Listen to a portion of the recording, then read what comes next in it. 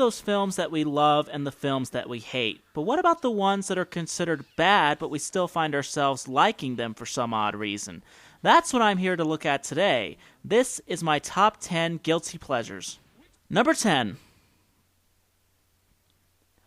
Batman Forever. Batman Forever seems to actually have a lot of fans stuck on whether or not to hate the film or not. True, it was a drastic change, going from Tim Burton's darker tone to Joel Schumacher's brighter and more colorful tone. But does that mean the movie was god-awful? Not at all. A lot of people tend to automatically hate this film because of the reputation of the next Batman film, Batman and Robin, which is definitely weird because it's not often that people decide to hate the predecessor after watching the sequel. It's usually the other way around. But truth be told, while Batman Forever is not the greatest film in a long-running list of Batman films, it's not a bad movie either. It's over the top and hammy in areas, but there is a charm to the film that does keep me coming back to watch it every now and then.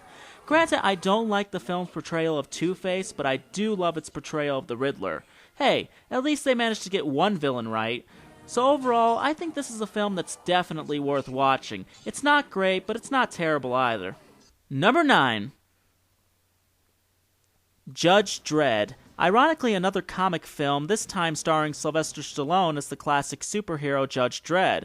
This film was universally panned by both fans and critics, but I would be lying if I said the film wasn't a little bit fun. Fans didn't like the movie's lighthearted and comedic tone when compared to the dark and violent tone of the original comics.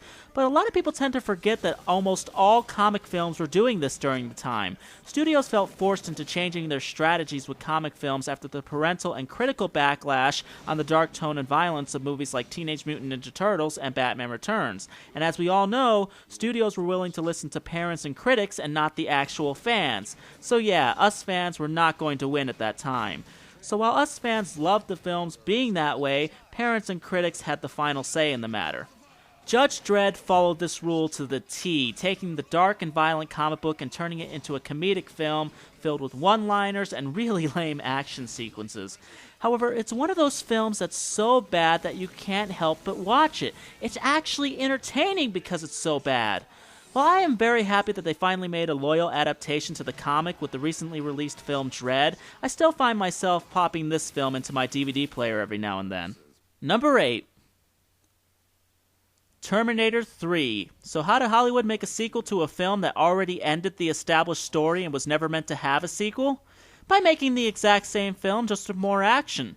James Cameron literally said out loud that Terminator 2 was never meant to have a sequel, and yet for some reason, a mere 11 years later, Hollywood felt like they had to make one. Thus, Terminator 3 was made and released in 2003. Directed by Jonathan Mostow, Terminator 3 pretty much recycles the entire plot of Terminator 2 with very few changes made. Even the villain, the TX, is almost like a clone of the T-1000 from Terminator 2, just turned into a female character. So what can possibly keep us fans coming back to this abomination? The action. Let's face it, as bad of an effort as this was to keep the Terminator franchise alive, there's no denying that it's an action-packed film. The action is what kept our butts in those theater seats because it sure as hell wasn't the plot. While Terminator 2 was definitely action-packed, Terminator 3 took it to an insane level that made it fun to watch, and this made the film at least feel like it was worth the $7 to go see on the big screen. Number 7. The Flintstones. One of the things that's really hard about turning TV shows and cartoons into movies is that you have to take that 20 minutes and turn it into an hour and a half or more. So it's a really daunting task when you're the writer. However, you can tell that the plot is where they were really struggling with this picture because it's complete garbage. I still find it hard to believe that after all of the years of source material and so many stories that they could have created, they came up with an embezzlement plot. It's a plot that takes itself way too seriously. However, where the Flintstones' charm derives from is the film's look. They made this live-action film look incredibly like the cartoon. The set designs, the costumes, the animatronic dinosaurs, and the many puppeteered animals gave this live-action film such a cool look. Also, I like the casting for the most part. John Goodman was perfect as Fred Flintstone, and despite a lot of backlash, I don't mind Rosie O'Donnell as Betty. They could have done way better with this film, but in all honesty, it could have been a hell of a lot worse, and all you have to do is look at the sequel to see how worse it could have been. Number 6. Sister Act 2, Back in Action. Many people seem to be confused on whether or not to call the first Sister Act a classic or a cult classic, but everyone seems to hate the sequel Back in Action, which is essentially the same story, just on a more PG level, and what I mean by that is that the first movie was rather violent in its own right, with the boyfriend being a rather mafia leader type who kills people and wants to kill his girlfriend. Sister Act 2 went for a more innocent story, with it being more about kids and saving a school. The movie is your typical 90s film about teenagers, where the teenagers are way too over the top, mainly because you can tell that they're characters that are written by adults.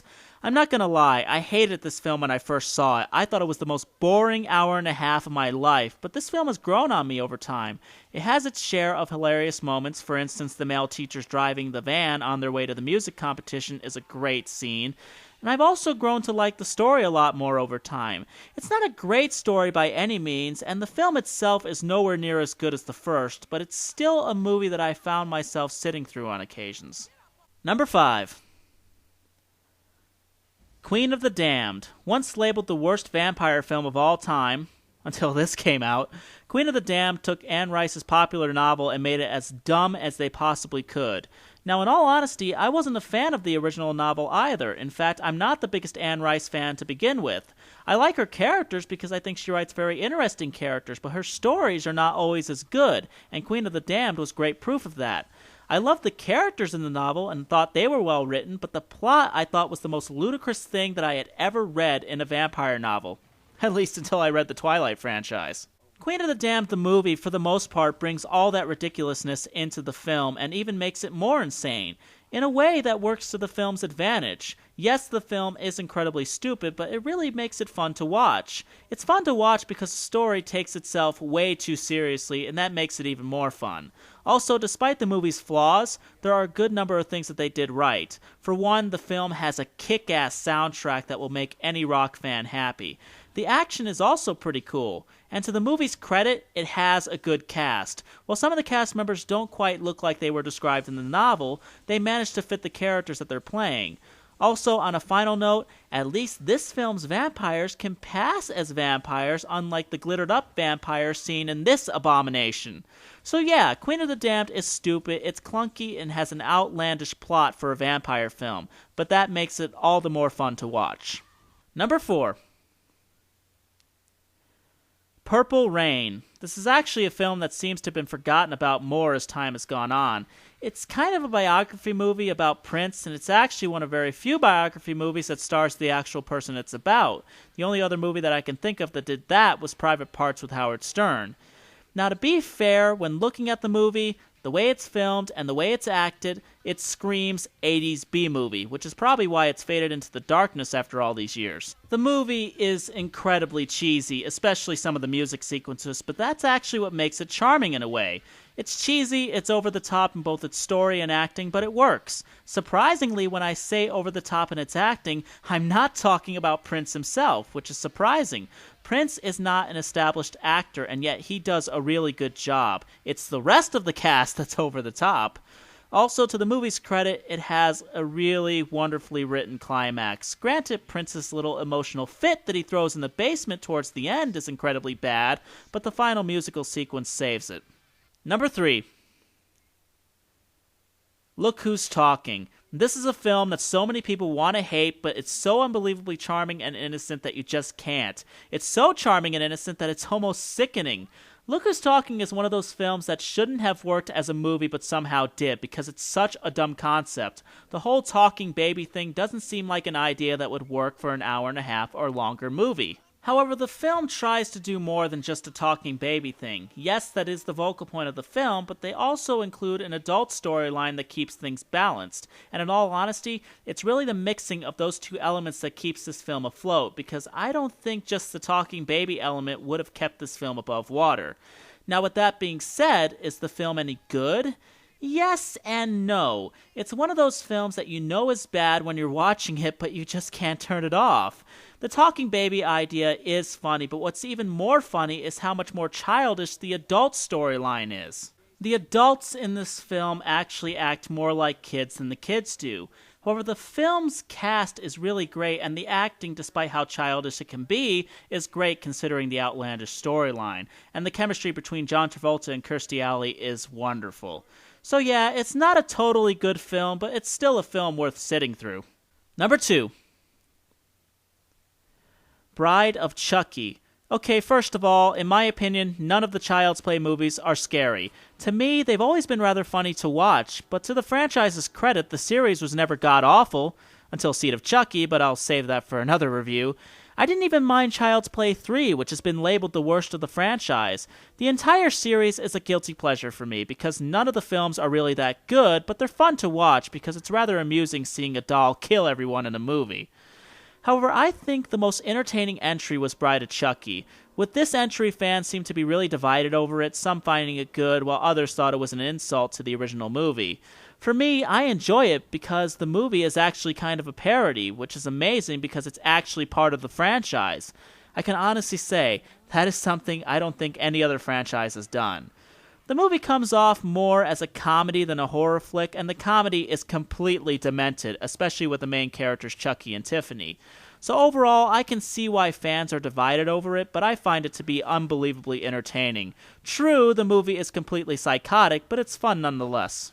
And number 1, The Room. This is actually a movie that I just recently got my hands on. When I told somebody that I was doing this list, they immediately said that I should see The Room.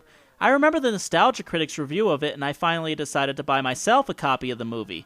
I popped the movie into my DVD player, sat down on the couch with a bowl of popcorn, and watched a movie that was so bad that it was actually funny as hell. Literally, there is no way that they made a movie this bad by accident. This is a movie that was purposely meant to be complete crap. The story isn't the least bit coherent, and the acting is completely horrendous. The sad part is the movie is almost 100% dubbed.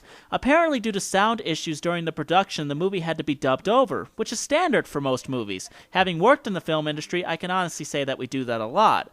However, when the actors dub over themselves, they try their best to sync up the recordings with the live footage. Unlike this movie where the dubbing is so off, you can tell plain as day that it's dubbed. However, despite a humongous list of flaws, I do have to agree with the Nostalgia Critic. It's worth watching. It's one of those films that you wouldn't believe existed. It's just hard to believe that someone actually made this, and it's the fact that it's so bad that it actually becomes good in a way. I think the most amusing part is how serious Tommy Wiseau is in defending it. Literally, if you were to listen to his interviews, you would think that he made The Godfather or something.